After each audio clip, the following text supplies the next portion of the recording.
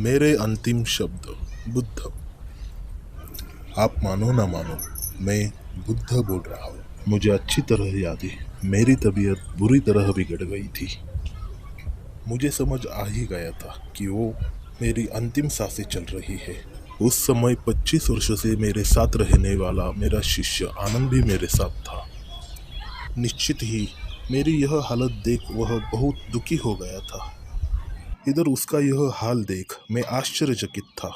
यदि उसे सिर्फ मेरी संभावित मृत्यु से इस कदर दुख पकड़ रहा है, तो फिर उसने जीवन भर मुझसे सीखा क्या? मेरे साथ 25 वर्ष से रहने वाली शिष्य तक का यदि दुख से छुटकारा नहीं हुआ है, तो फिर बाकियों ने मुझसे क्या ग्रहण किया होगा? और मजा ये, अभी मैं इस आश्चर्य से बाहर आया भी नहीं था कि आनंद ने मुझे दूसरे आश्चर्य में डाल दिया।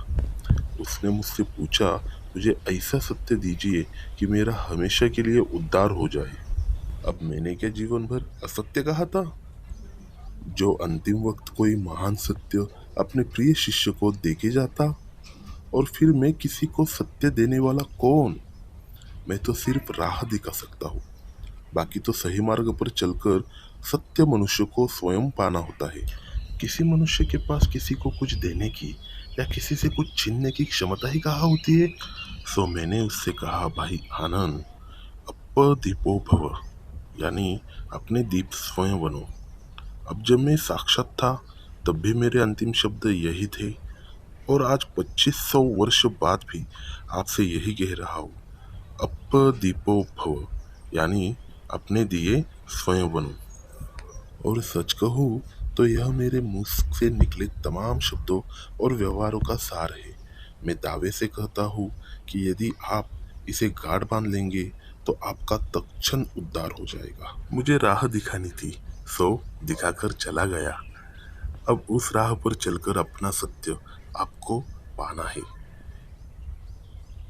सोचो ये कि जब मैं साक्षात था, तब कुछ नहीं कर सकता था, तो अब मेरी मूर्तियाँ या मेरे जैसे वस्त्र पहनना क्या कर लेगा?